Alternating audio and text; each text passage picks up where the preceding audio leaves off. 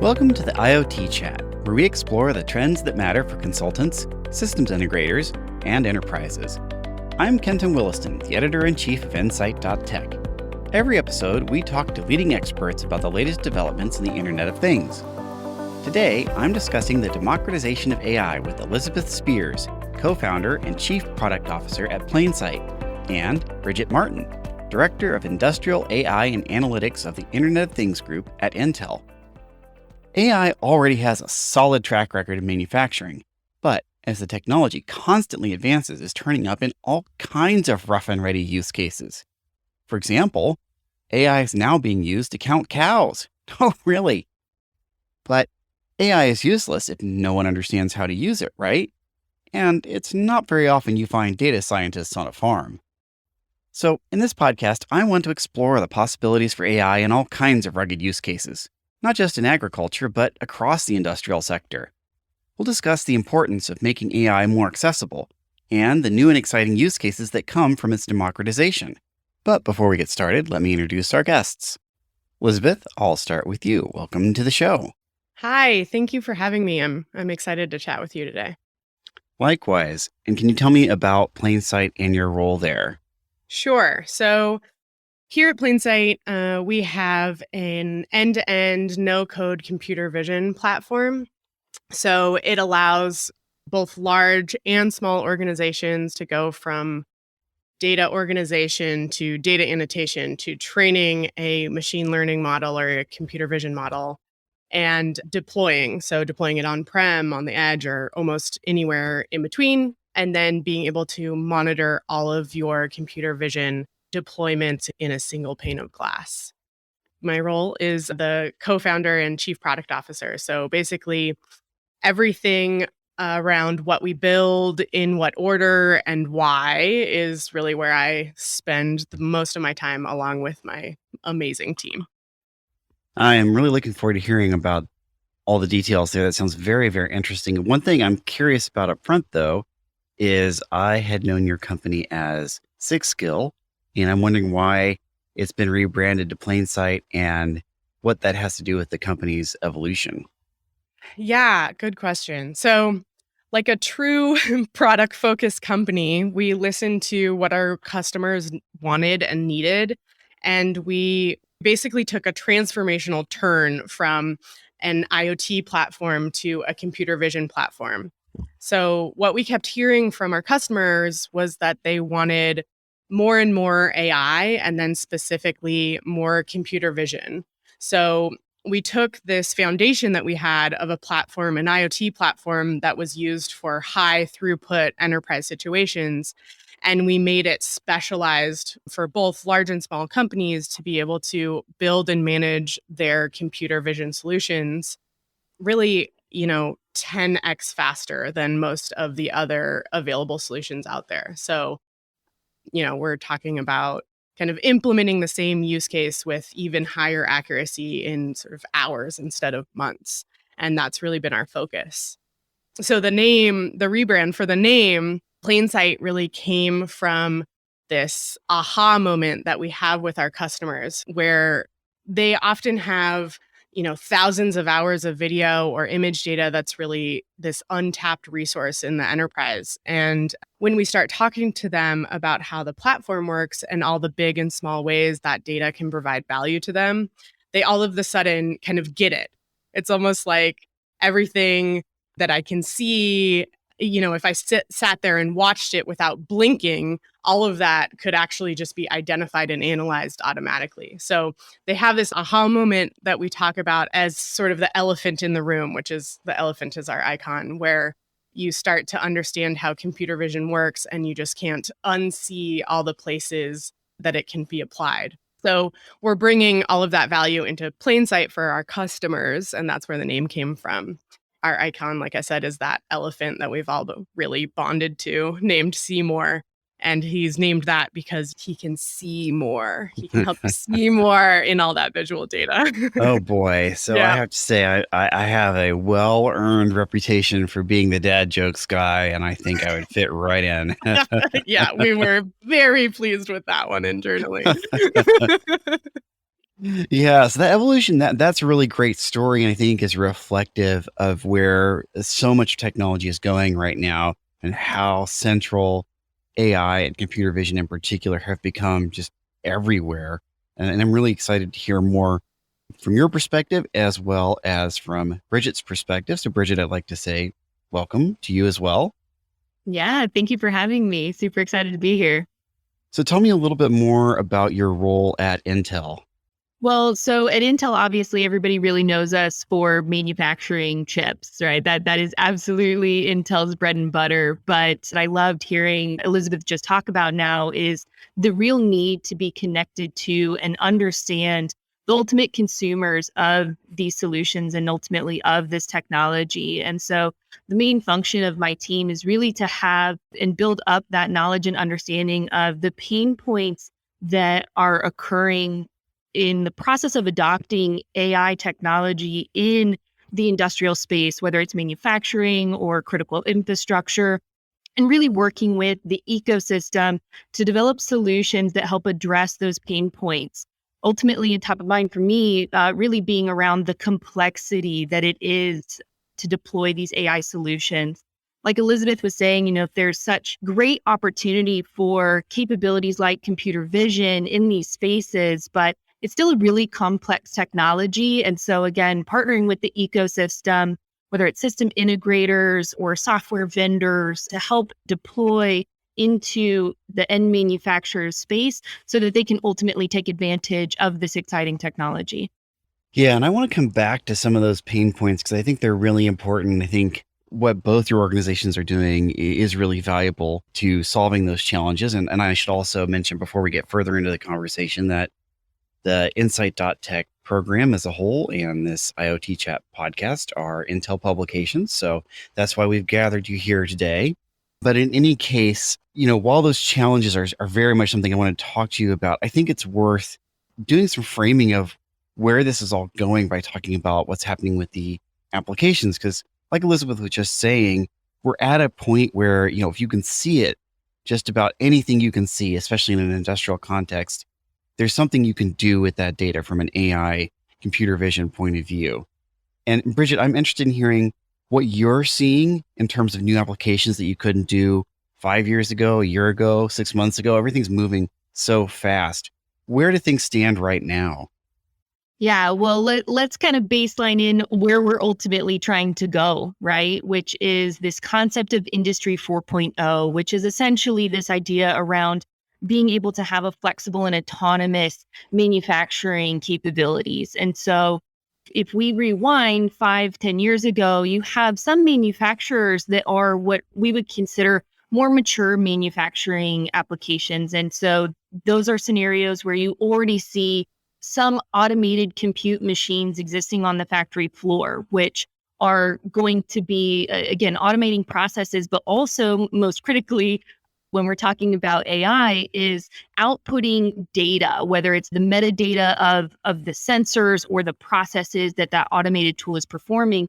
But then you also have a significant portion of the world that is still doing a lot of manual manufacturing applications. And so we really have to look at it from these two different perspectives, where the more mature manufacturing applications that have some automation in pockets or in individual processes within the manufacturing floor space, they're really looking to take advantage of that data that's already being generated. And this is where we're seeing an increase in predictive maintenance type applications and usages, where they're wanting to be able to access that data and predict and avoid unplanned downtime for those automated tools.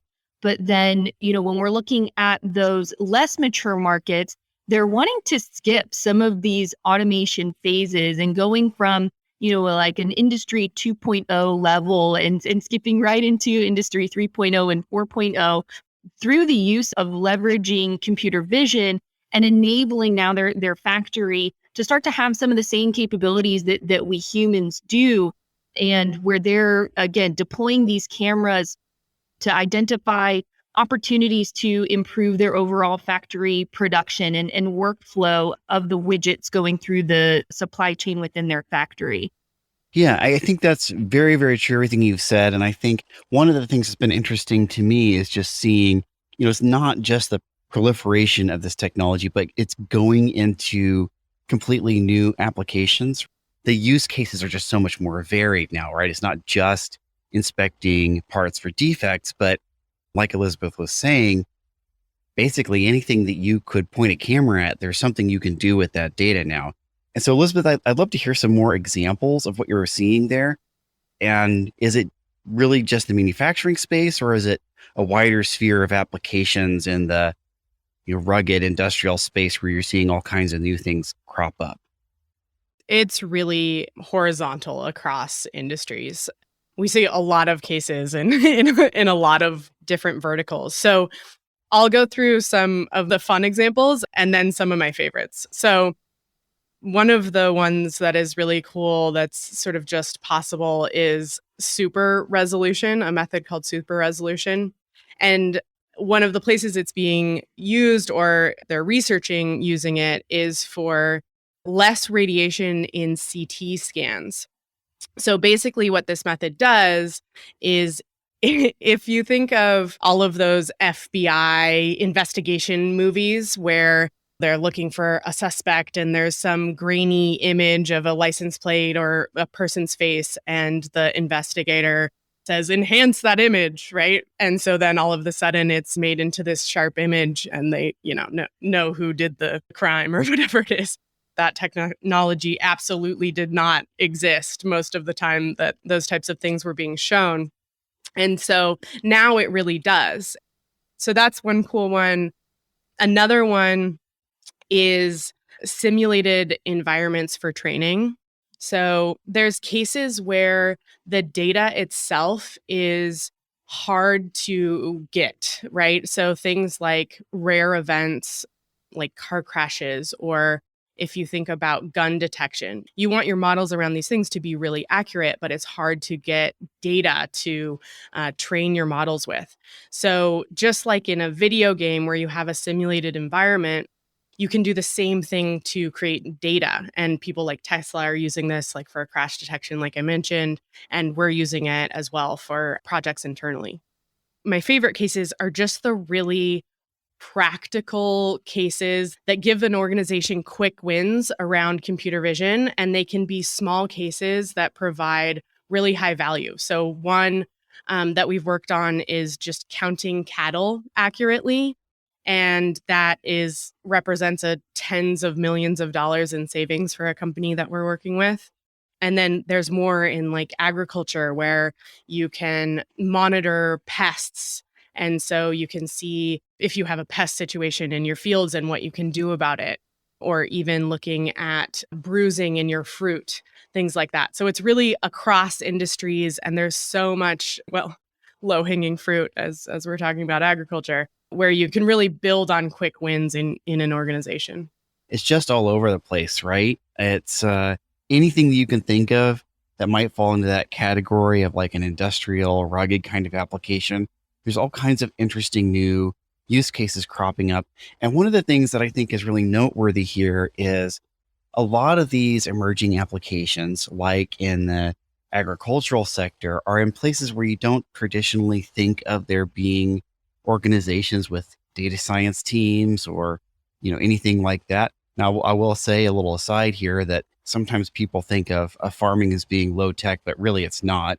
People have been using a lot of technology in a lot of ways for a long time, but nonetheless, this is still an industry that's not typically thought of as being like a super high tech industry, and certainly not one where you would expect to find data scientists, which leads me to the question of how can organizations like this, first of all, realize that they have use cases for computer vision, and second of all, actually do something to take advantage of those opportunities. So, Elizabeth, I'll toss that over to you first. Yeah, so this is kind of why we built the platform the way we did. First, hiring machine learning and data science talent is really difficult right now.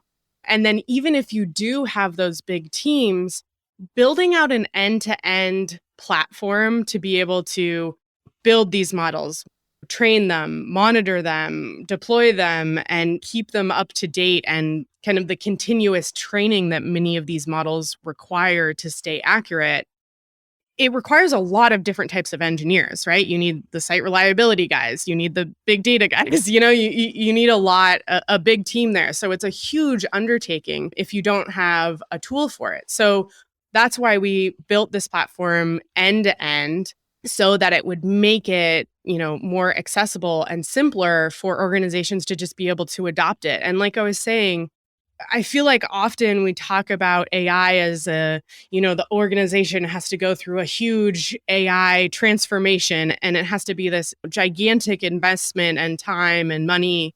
But what we find is that when you can implement solutions in weeks, you get these quick wins, and then that is really what starts to build value.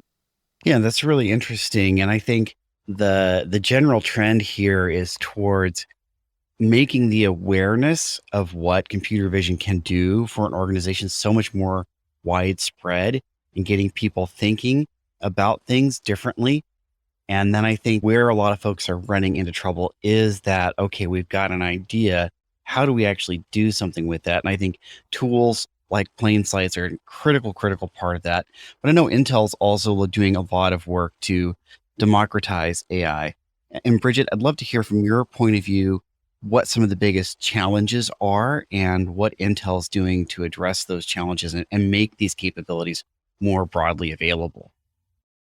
Yeah, I mean, like I was saying it towards the beginning, complexity is absolutely the biggest barrier to adoption when we're talking about AI in any sort of industrial application and scenario. And a lot of that is to some of the points that yourself and Elizabeth were making around the fact that data scientists are few and far between. They're extremely expensive in most cases. And in order to really unleash the power of this technology, this concept of democratizing it and enabling that farmer themselves to be able to create these AI training pipelines and models and do that workflow that Elizabeth was describing as far as deploying them and retraining and keeping them up to date, that's going to be the ultimate holy grail, I think, for this technology, and really puts it in that position where we're going to start seeing some significant world-changing capabilities here. And so, of course, that's, again, top of mind for me as we're trying to enable this concept of Industry 4.0. And so Intel is doing a multitude of things in this space, whether it's through our efforts like Edge Insights for Industrial, where we're trying to help stitch together this end-to-end pipeline and really give that blueprint to the ecosystem of how they can create these solutions. Or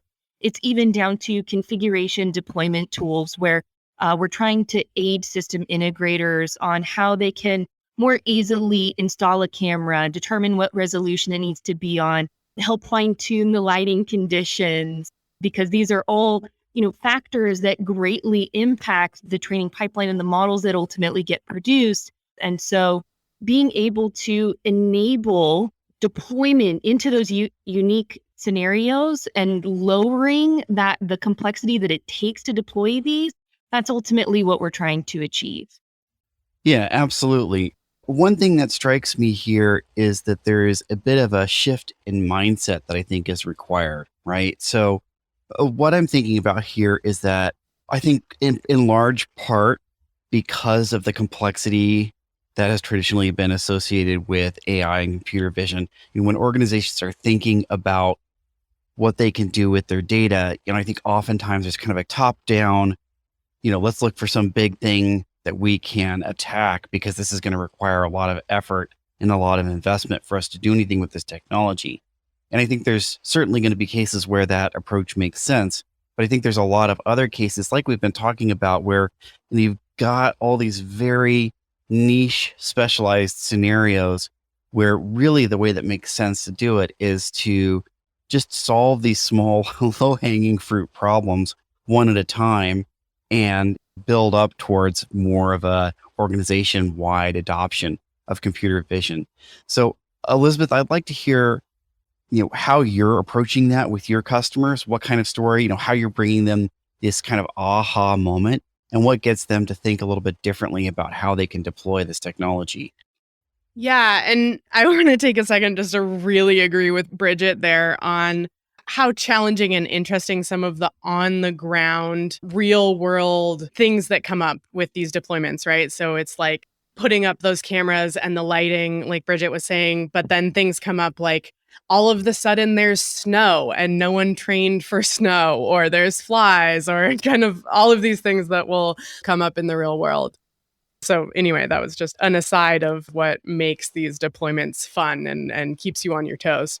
It's really about expanding AI through accessibility for us. You know, AI isn't for the top 5 largest companies in the world, right? We want to make it accessible, not just through simplified tools, but also simplified best practices, right? So when you can bake some of those best practices into the platform itself, companies and different departments within companies have a lot more confidence using the technology. So, like you're saying, we do a lot of education in our conversations and we talk to a lot of different departments. So, we're not just talking to data scientists. We like to really dig into what our customers need and then be able to talk through how the technology can be applied.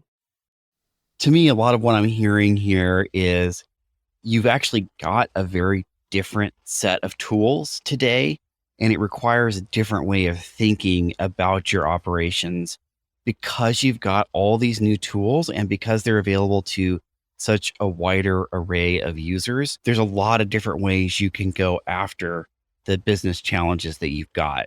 And Bridget, this brings me to a question, kind of a big picture question. What do you see as the benefits of democratizing AI and computer vision in this way and making these sort of capabilities available to folks who are expert in their areas of work, but not necessarily experts in, machine learning and computer vision and all the rest? Oh my goodness, it's going to be huge. When we're talking about what I would call a subject matter expert and really putting these tools in their hands to get us out of this cycle where it used to have to be, again, taking that quality inspection use case and something that we can all kind of baseline on. You have a factory operator who would typically be sitting there manually inspecting each of the parts going through. And when you're in the process of automating that type of scenario, that factory operator needs to be in constant communication with the data scientist who is developing the model so that that data scientist can ensure that the data that they're using to train their model is labeled correctly. So now think if you're able to take out multiple steps in that process and you're able to enable that factory operator or that subject matter expert the ability to label that data themselves, the ability to create a training pipeline themselves. These all sound like crazy ideas, and enabling non-data scientists to have that function. But that's exactly the kind of tooling that we need in order to actually properly democratize AI. And we're going to start to see use cases that myself or Elizabeth or the plethora of data scientists that are out there have never thought about before. Because when you start to put these tools in the hands of people and they start to think of new creative ways to apply those tools to build new things. This is what I was talking about earlier when we're really going to see, a significant increase and really explosion of AI technologies and the power that we're going to be able to see from it. Yeah, I agree. And it's really exciting even just to see how far things have come. Like I said, you don't have to go back very far, 6 months, a year, and things are really, really different already. I can barely even picture where things might go next. It's just everything is happening so fast. And it's very, very exciting. But this does lead me to, I think, a big question, which is, well, where do organizations get started, right? This is so fast moving that it can seem, I'm sure, overwhelming to a lot of organizations to even know where to begin their journey. So, Elizabeth, where do you recommend that companies start? Yeah. So, I mean, there are so many great resources out there on the internet now and courses, and a lot of companies doing webinars and things like that. Here at Plainsight, we have a whole learning section on our website that has an events page. And so we do a lot of intro to computer vision type events. And it's both for beginners, but also we have events for experts so they can see how to use the platform and how they can speed up their process and have more reliable deployments. We really like being partners with our customers, right? So we research what they're working on. We find other products that might apply as well. And we like kind of going hand in hand and really taking them from idea all the way to a solution that's production ready and really works for their organization. That makes a lot of sense. And I know, Bridget, that was a lot of what you were talking about in terms of how Intel is working through its ecosystem. Sounds like there's a lot of work you're doing to enable your partners and I imagine even some of your end users and customers. Can you tell me a little bit more about the way that looks in practice? Yeah, absolutely. So, one of my favorite ways of approaching this sounds very similar to Elizabeth, is really partnering with that end customer, understanding what they're ultimately trying to achieve, and then working your way backwards through that. So this is where we pull in our ecosystem partners to help fill those individual gaps between where the company is today and where they're wanting to go. And this is one of the great things about AI is that I like to call it a bolt-on workload where you're not having to take down your entire manufacturing process in order to start dabbling or playing with AI, and it's starting to discover its potential benefit that it can have for your company and your ultimate operations.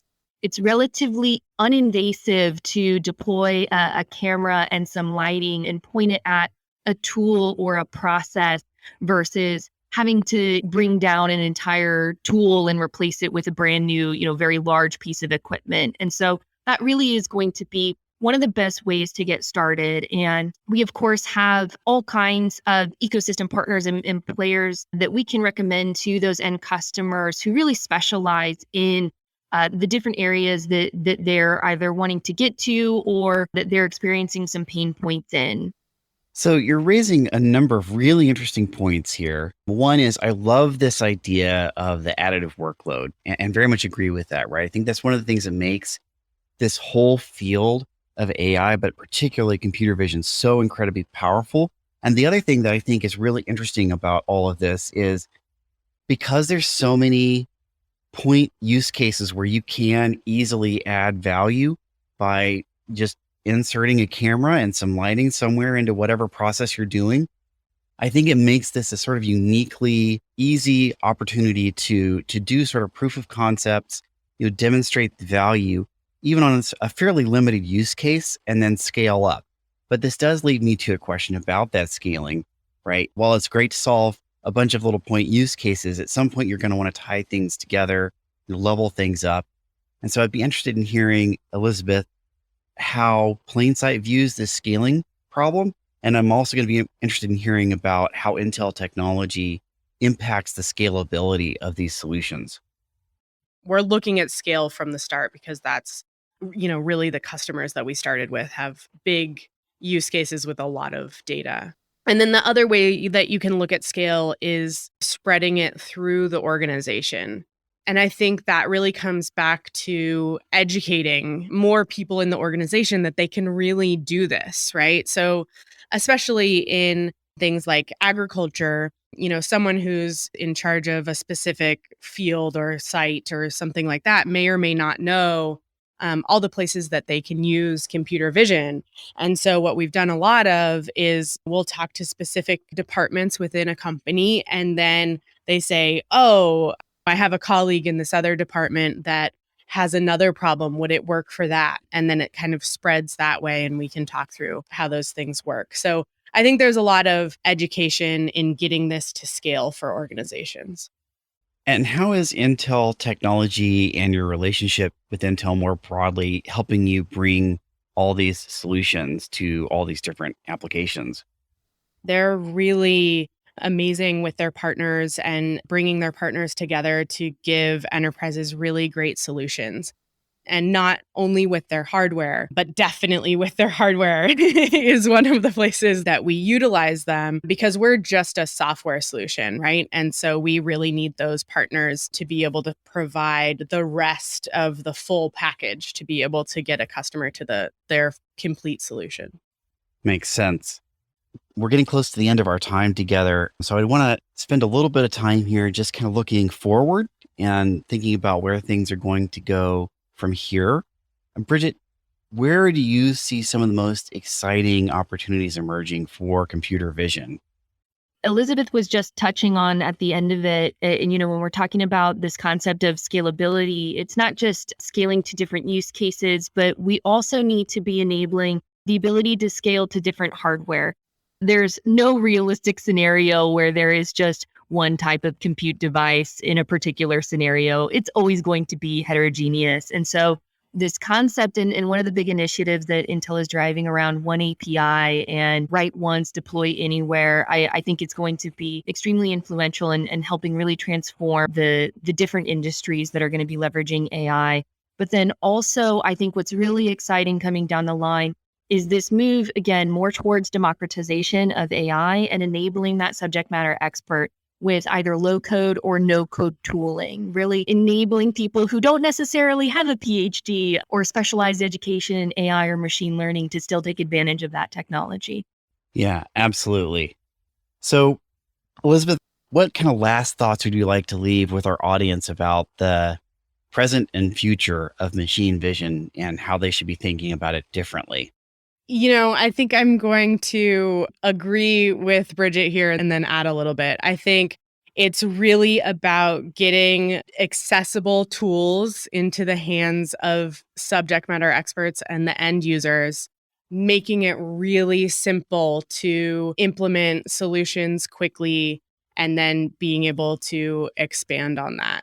And so again, I think it's less about really big AI transformations and more about identifying all of these smaller use cases or building blocks that you can start doing really quickly and make, over time, make a really big difference in a business.